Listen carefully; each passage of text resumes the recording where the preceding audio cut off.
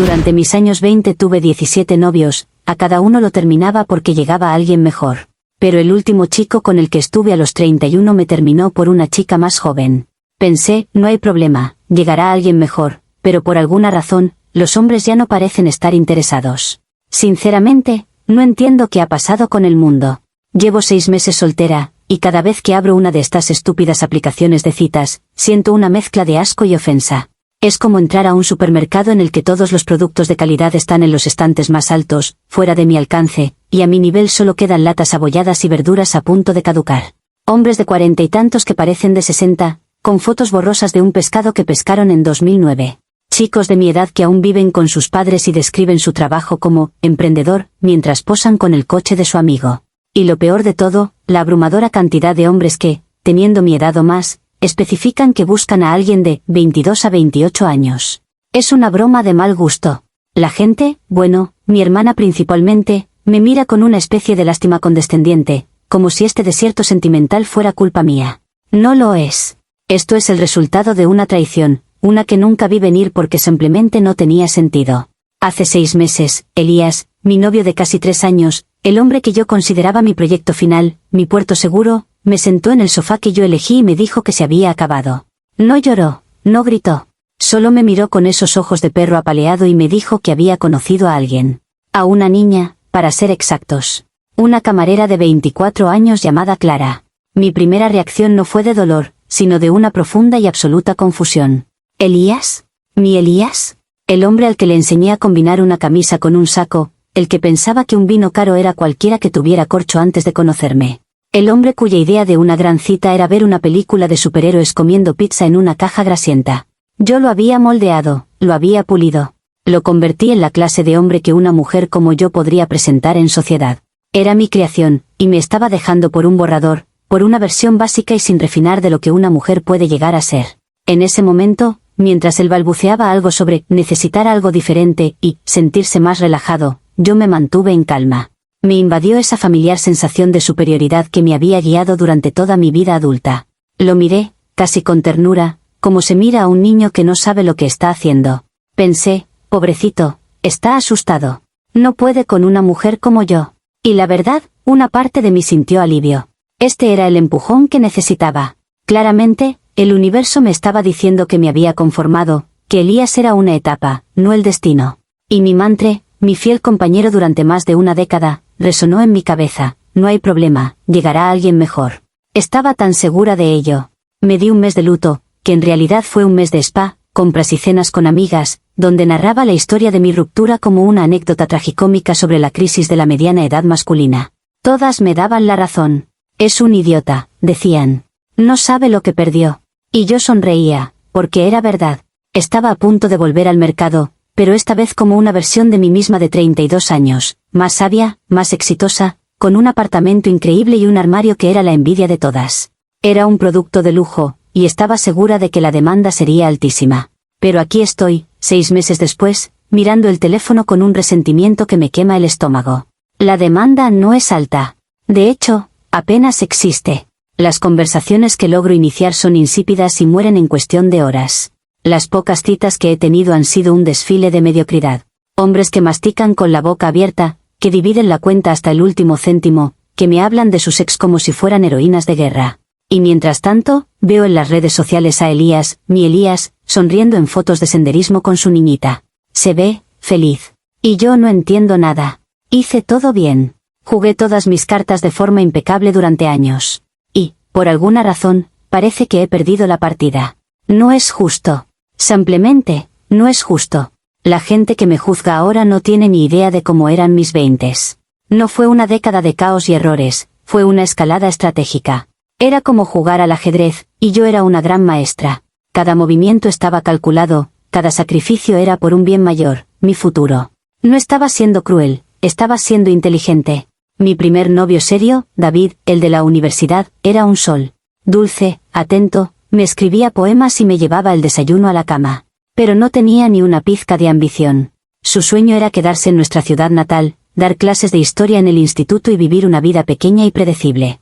Lo quería, de verdad, pero su falta de impulso era como un ancla. Dejarlo me rompió el corazón, pero fue una decisión de negocios. O me hundía con él o cortaba la cuerda y empezaba a nadar hacia donde estaban los barcos grandes. Y así lo hice. El siguiente fue Javier, a quien conocí en mi primer trabajo corporativo. Era todo lo que David no era, ambicioso, con un plan a 5 años y un sueldo que lo respaldaba. Fue una mejora instantánea. Pasamos de picnics en el parque a cenas en restaurantes con estrellas Michelin. Me sentía poderosa a su lado. El problema es que Javier vivía para su trabajo. Nuestras conversaciones giraban en torno a sus ascensos, sus bonos, los idiotas de su oficina. Era como salir con un PowerPoint. La pasión se desvaneció y fue reemplazada por una rutina eficiente pero vacía. Yo necesitaba arte, necesitaba sentir algo. Así que, una vez más, tomé una decisión ejecutiva sobre mi vida y seguí adelante. Luego vino Leo. Leo. Un artista, un torbellino de emociones y creatividad. Con él, la vida era un caos vibrante. Pintábamos a las 3 de la mañana, hacíamos viajes por carretera sin rumbo fijo y hablábamos de filosofía hasta el amanecer. Me devolvió el alma que Javier me había quitado. Pero, claro, el alma no paga las facturas. Leo era un desastre financiero, un niño en el cuerpo de un hombre que esperaba que el mundo se adaptara a su genio. Yo pagaba el alquiler, yo me ocupaba de lo práctico, mientras él buscaba la inspiración. Lo amaba, pero el amor no puede sobrevivir a base de admiración y cuentas al descubierto. Necesitaba estabilidad. Necesitaba un adulto. Y Leo no lo era. Cada ruptura era una lección. Cada novio, un peldaño. David me enseñó que el amor no es suficiente sin ambición. Javier me enseñó que la ambición no es suficiente sin pasión. Leo me enseñó que la pasión no es suficiente sin madurez. No los usé, los superé. Es la ley natural de la vida, ¿no? La evolución. Estaba evolucionando, convirtiéndome en una versión más completa de mí misma, y necesitaba un compañero que estuviera a mi altura en cada nueva etapa. Cualquiera que viera mi historial de relaciones no vería una lista de fracasos, sino una curva de crecimiento ascendente y muy clara. Mi hermana Sofía nunca lo entendió. Ella conoció a su marido en la universidad y ahí se quedó, estancada en esa felicidad simple y aburrida que la gente confunde con éxito. Cada vez que terminaba una relación, ella me miraba con esa cara de preocupación fingida. Laura, no puedes seguir tratando a las personas como si fueran accesorios de temporada, me dijo una vez. Algún día te vas a quedar sola. Yo me reía. Era obvio que me tenía envidia. Envidia de mi libertad, de mi audacia, de que yo no me conformaba con lo primero que encontraba. Ella eligió la seguridad. Yo elegí la grandeza. Su opinión era irrelevante, el ruido de fondo de alguien que tiene miedo de vivir de verdad. Miro hacia atrás y no me arrepiento de nada. Cada decisión me llevó a ser quien soy. Cada hombre fue un capítulo necesario en mi biografía. No estaba siendo despiadada, estaba curando mi propia vida, eliminando lo que no encajaba, lo que me frenaba. Era la directora ejecutiva de mi propio destino. Y después de una década de ascensos, fusiones y adquisiciones en mi vida amorosa, estaba lista para el socio final, el que consolidaría mi imperio. Alguien estable, maduro, que me adorara. Alguien que entendiera el valor de todo lo que yo había construido. Creí que esa persona era Elías. Qué equivocada estaba. Conocí a Elías en la boda de una amiga en común. Él estaba sentado en mi mesa, un ingeniero de software de apariencia agradable y sonrisa tímida. No fue un flechazo, no hubo fuegos artificiales. Fue más bien una evaluación tranquila. Era estable, tenía un buen trabajo, era dueño de su apartamento y hablaba de su familia con cariño. No era el hombre más emocionante de la sala, pero irradiaba una cualidad que, a mis 30 años, empecé a valorar por encima de todo: seguridad. Era buen material. Era la opción sensata después de una década de experimentos. Nuestra relación se desarrolló con una facilidad predecible. Él estaba, desde el principio, completamente fascinado conmigo. Le encantaban mis historias sobre mis viajes, mi trabajo de alto perfil en marketing, mis opiniones sobre arte y política. Yo era un mundo nuevo y brillante para él. Y a mí, tengo que admitirlo, me encantaba ser su guía. Lo saqué de su caparazón, lo llevé a galerías de arte, le presenté a mis amigos, que eran mucho más interesantes que los suyos. Le hice una lista de libros que tenía que leer y películas que no podía no haber visto. Él lo absorbía todo como una esponja, agradecido. Me convertí en su proyecto, y él, a cambio, me dio la calma que anhelaba. Con Elías no había drama. Era un hombre bueno, amable y decente. Me adoraba de una manera incondicional que ninguno de mis ex más emocionantes había logrado.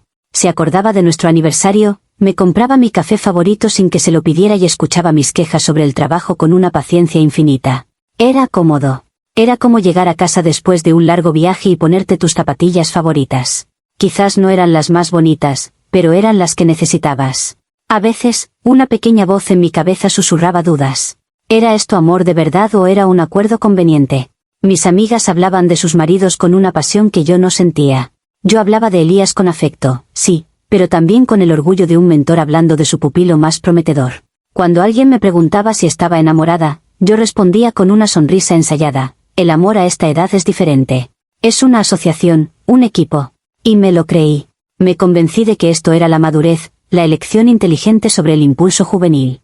Planifiqué nuestro futuro con la misma precisión con la que manejaba una campaña de marketing.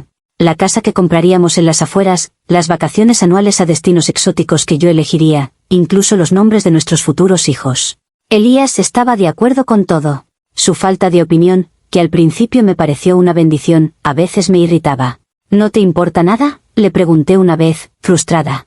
Él solo sonrió y dijo: confío en tu gusto, Laura. Siempre eliges lo mejor. Y esa respuesta me tranquilizaba. Por supuesto que lo hacía. Yo era la experta. Él era el afortunado beneficiario de mi experiencia. En mi mente, nuestra relación era un trato justo. Yo le ofrecía un mundo de sofisticación, cultura y ambición que él nunca habría conocido por sí mismo. Lo estaba elevando. A cambio, él me daba estabilidad, devoción y un lienzo en blanco sobre el que yo podía pintar nuestra vida perfecta. Él tenía muchísima suerte de haberme encontrado. Era una inversión segura para él, un billete de primera clase para una vida mejor. Por eso, la idea de que él, voluntariamente, decidiera bajarse de ese tren para subirse a un autobús de línea con una niña de 24 años, sigue siendo, a día de hoy, algo que mi cerebro es incapaz de procesar. Es ilógico. Es un error de cálculo monumental. Su error, no el mío. La noche que todo se vino abajo, el aire en el apartamento se sentía pesado. Elías había estado callado durante la cena, picoteando la comida que yo había pasado una hora preparando. Lo atribuía al estrés de su trabajo. Día duro, le dije, intentando sacarle conversación. Él solo asintió, con la mirada perdida en su plato. Fue entonces cuando supe que algo iba mal, pero mi primer pensamiento fue de irritación.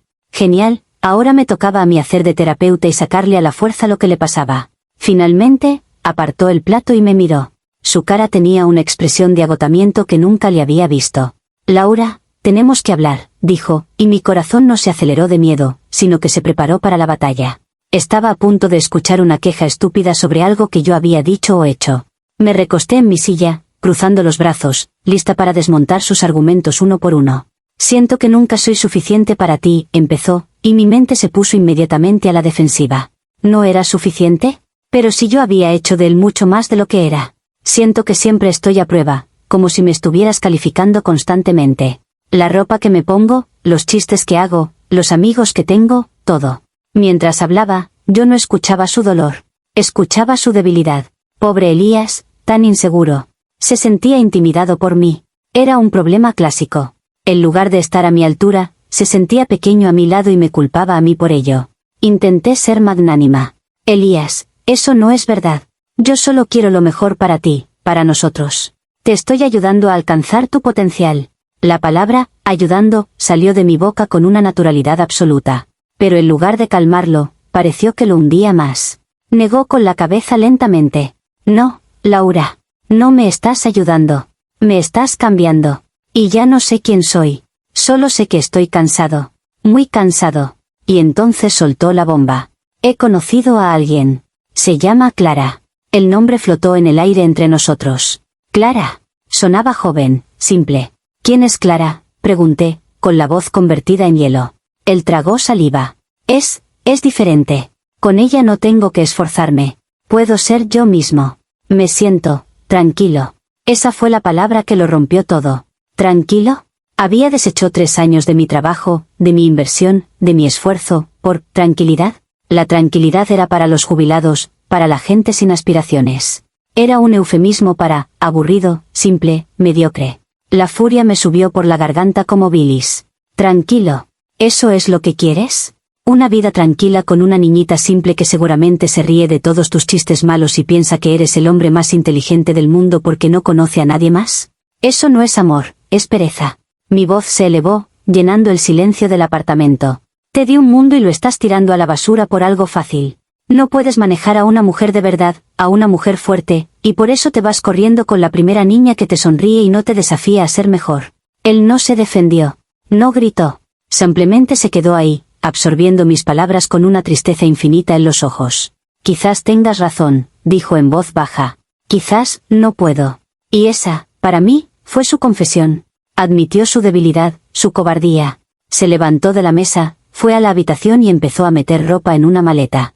Yo no lo seguí. Me quedé sentada, temblando de rabia y de una extraña sensación de vindicación.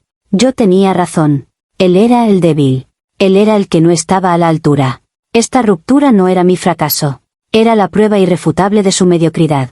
Y así, la puerta se cerró detrás de Elías y yo volví al presente.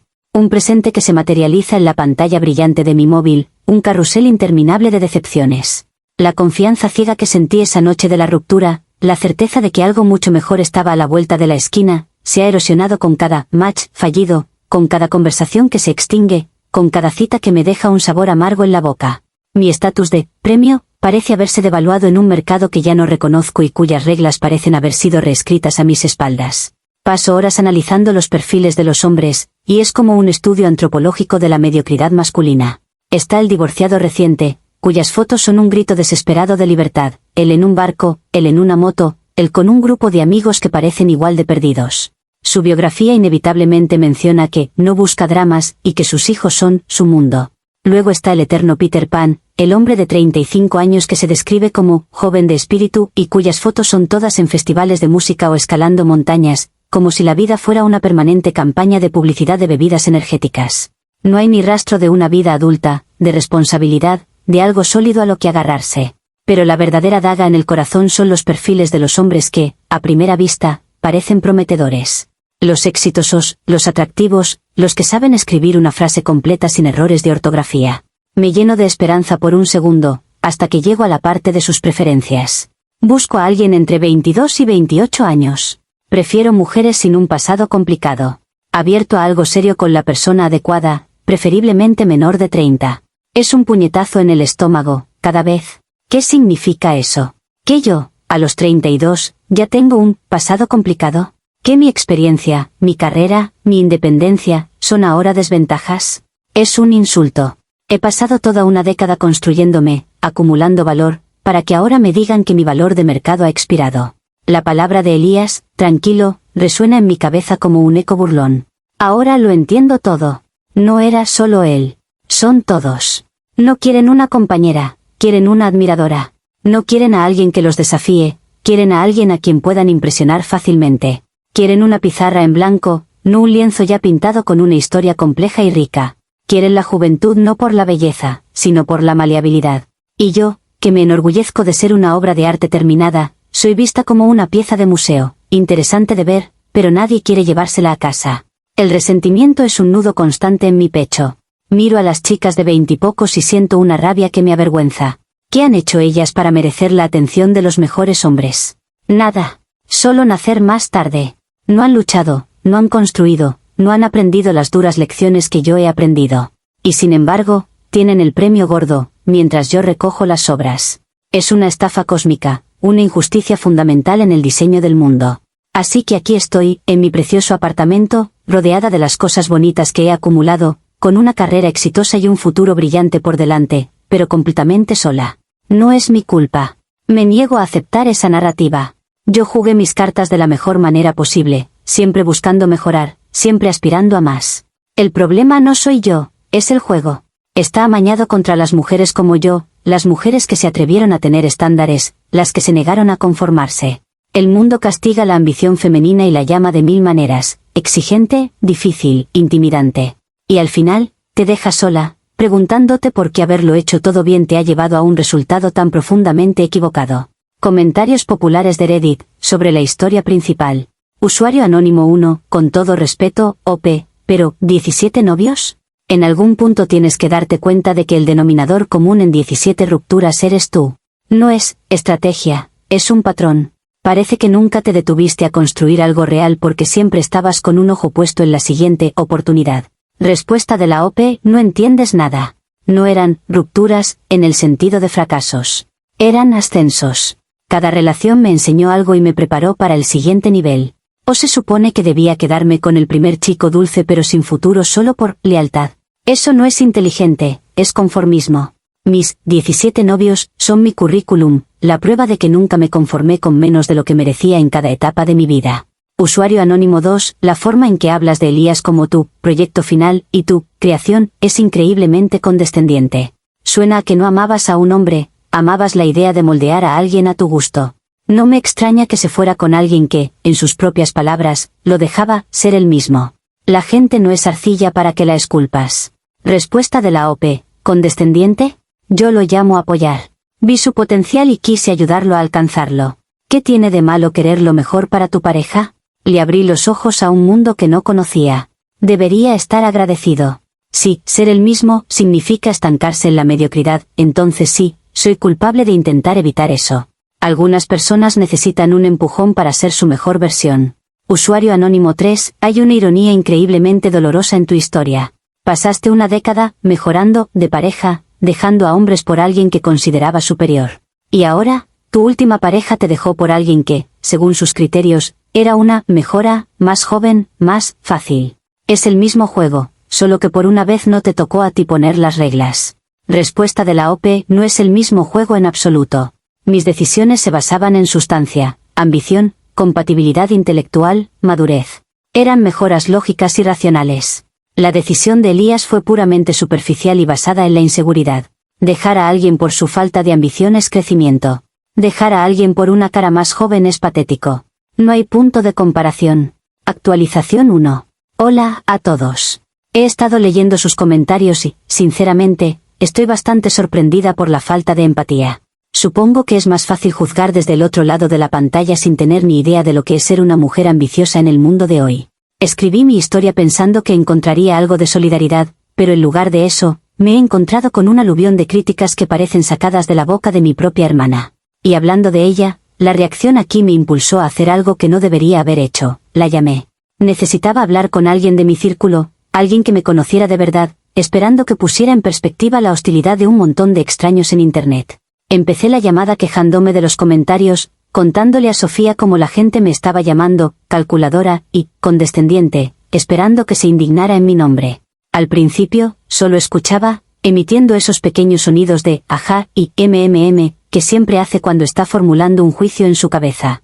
Bueno, Laura, dijo finalmente, con ese tono de voz falsamente suave que usa justo antes de soltar una bomba, ¿y qué esperabas? Que te dieran una medalla. Me quedé helada.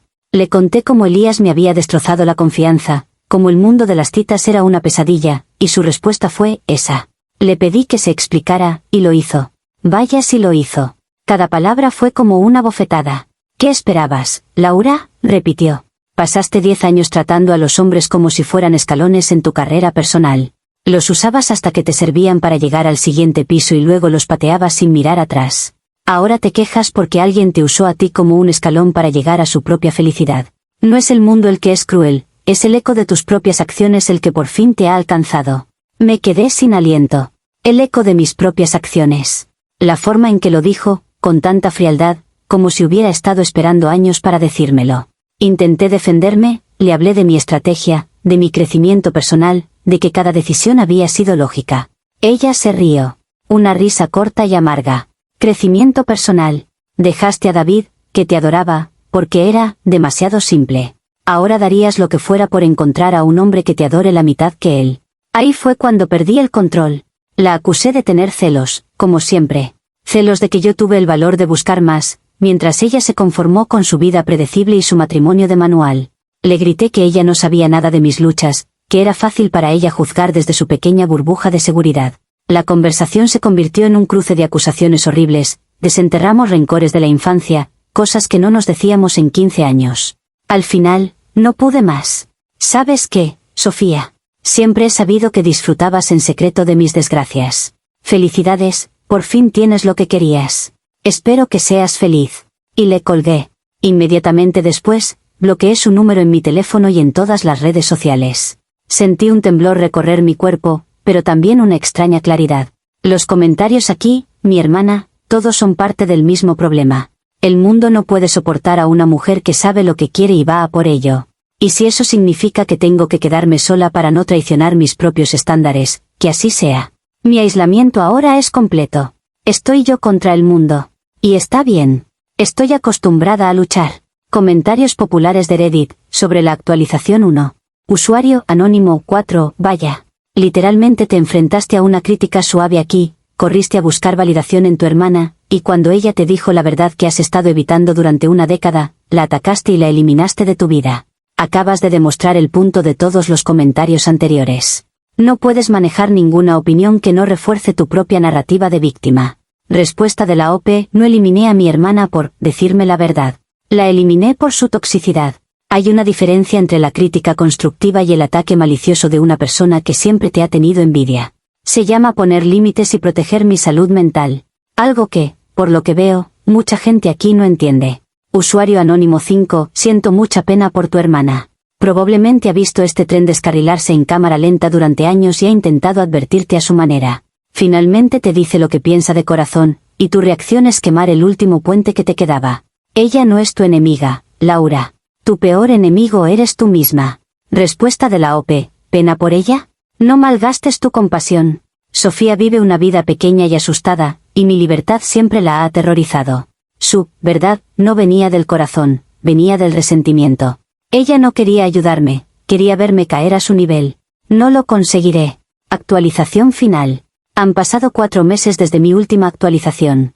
4 meses de silencio, de reflexión y de un experimento que lo ha confirmado todo. Después de la pelea con mi hermana y de leer los comentarios aquí, decidí desconectarme de todo. Necesitaba espacio para pensar sin el ruido de las opiniones ajenas. Y en ese silencio, ocurrió algo. Fui a la boda de una prima, un evento al que no podía faltar. Y allí estaban Elías y Clara. Mi plan era ser la personificación de la elegancia y la indiferencia. Un saludo cortés si era necesario, y nada más. Pero no pude evitar observarlos desde la distancia. Y lo que vi me revolvió el estómago. No era la imagen que yo había creado en mi mente, la de un hombre maduro siendo manipulado por una niña tonta y superficial. Lo que vi fue armonía. Él no estaba tratando de impresionarla. Ella no lo miraba con admiración ciega. Se reían de chistes que solo ellos entendían, se tocaban con una familiaridad fácil. Él parecía más ligero, más joven, más genuinamente feliz de lo que jamás lo vi conmigo. Por un instante, un solo y aterrador instante, una grieta se abrió en mi armadura de rabia y sentí una punzada de algo diferente, una pérdida real y profunda. La sensación de haber perdido no un proyecto, sino una persona. Ese sentimiento fue tan insoportable que lo aplasté de inmediato. Lo transformé en una nueva teoría. Quizás el problema era yo, pero no de la forma en que todos decían. Quizás mis estándares eran, de hecho, demasiado altos para el mundo real. Quizás necesitaba bajar a la tierra y ver qué pasaba. Así que decidí llevar a cabo un experimento social. Había un colega en mi trabajo, Pablo, un hombre divorciado, amable, estable, pero completamente gris. El tipo de hombre que normalmente ni siquiera registraría en mi radar. Me había invitado a salir un par de veces y siempre lo había rechazado amablemente. Esta vez, cuando volvió a intentarlo, acepté. La cita fue en un restaurante italiano modesto, elegido por él. Fue un desastre desde el principio. No podía evitarlo. Cada historia que contaba sobre sus hijos o su exmujer me parecía banal. Su ropa era correcta, pero aburrida. Sus opiniones, predecibles. Me sentía como una antropóloga estudiando una tribu desconocida. Creo que mi superioridad se notaba en mi postura, en mi sonrisa forzada, en la forma en que respondía a sus preguntas con monosílabos. La amargura que he estado acumulando durante meses era una capa tan gruesa que ni el mejor de los maquillajes podía ocultarla. Hacia el final de la noche, después de un silencio incómodo, él me miró con una expresión extrañamente seria. Laura, ¿puedo preguntarte algo con total honestidad? Asentí, esperando la típica pregunta sobre por qué estaba soltera. Pero no. Me dijo, ¿por qué aceptaste salir conmigo? Nunca antes habías mostrado el más mínimo interés. Y en un arrebato de frustración y agotamiento, cometí el error de ser cruelmente sincera. Para ser honesta, Pablo, le dije, con un suspiro, estoy intentando ser menos exigente. Es una especie de experimento. Su reacción no fue la que esperaba. No se ofendió, no se enfadó. Su cara se llenó de una inmensa y aplastante lástima. Me miró, y por primera vez en toda la noche, sentí que me veía de verdad. Ah, dijo en voz baja. Ya veo. Escucha, Laura. Tu problema no son tus exigencias. Exigir inteligencia, ambición o bondad está bien. Hizo una pausa y luego me asestó el golpe final. Tu problema es que eres cruel. Hablas de la gente, de tus ex, incluso de mí ahora mismo, como si fuéramos productos en un estante que han pasado o no tu control de calidad. Creo que vas a estar sola mucho tiempo. Esa frase. Vas a estar sola mucho tiempo. Dicha sin malicia, como un simple diagnóstico médico. Me rompió. Pero no de la forma que ustedes creen. No me hizo correr a casa a llorar y a replantearme mi vida. No. Me llenó de una calma glacial, de una certeza absoluta. Él tenía razón, pero por los motivos equivocados. Estaré sola, sí. Pero no porque sea cruel. Estaré sola porque me niego a participar en este juego mediocre. Estaré sola porque mi valor, como bien dijo él, no puede ser medido por gente como él, o como Elías, o como mi hermana. Así que he tomado una decisión. Abandono. Dejo las citas. Borro las aplicaciones. Mi soledad ya no es una circunstancia, es una elección. Es el exilio autoimpuesto de alguien que ha visto lo que el mundo tiene para ofrecer y ha decidido, cortésmente, que no le interesa. Soy demasiado para este mundo. Mi historia no es una tragedia, es la prueba de que hay niveles de excelencia que la mayoría simplemente no puede comprender, y mucho menos igualar. Y he hecho las paces con eso. Prefiero reinar sola en mi castillo que mendigar un sitio en sus aldeas. Comentarios populares de Reddit, sobre la actualización final. Usuario anónimo 6, estuviste tan cerca, tan increíblemente cerca de entenderlo todo cuando viste a tu ex. Sentiste esa punzada de verdad, y en lugar de explorarla, corriste en la dirección opuesta y construiste un muro aún más alto. Es realmente triste. Algunas personas prefieren tener la razón a ser felices. Respuesta de la OP, no hay nada que entender. Vi a un hombre que eligió la comodidad sobre la grandeza. Me reafirmó en mi camino. Y mi felicidad no depende de la validación de un hombre. Mi felicidad es mi independencia y mi negativa a rebajar mis estándares. Quizás deberías probarlo alguna vez. Usuario anónimo 7, tu problema es que eres cruel. El tipo de tu cita lo clavó. Esa es toda la historia en 6 palabras. Todo lo demás, las 17 relaciones, la pelea con tu hermana, tu resentimiento, todo nace de ahí. Fin de la historia. Respuesta de la OP, lo que tú llamas crueldad, yo lo llamo honestidad radical. Vivimos en una sociedad de ofendidos donde decir la verdad sin adorno se considera un crimen. No es mi problema que la gente sea demasiado frágil para soportarla. Usuario anónimo 8, la ironía final es que en tu búsqueda constante por lo mejor, te convertiste en la peor versión de ti misma y te quedaste sin nada. Has creado una narrativa en la que eres una reina exiliada, pero la realidad es que solo eres una persona muy solitaria que ha alejado a todo el mundo. Espero que algún día encuentres la paz, de verdad. Respuesta de la OP, gracias por tu falsa compasión. He compartido mi historia aquí y he recibido justo lo que esperaba, juicios de mentes pequeñas. Voy a borrar este post. Claramente, este no es un foro para mujeres que se atreven a ser más. A las demás mujeres fuertes que lean esto, no dejéis que os hagan sentir pequeñas. Vuestro valor no lo definen ellos. Adiós.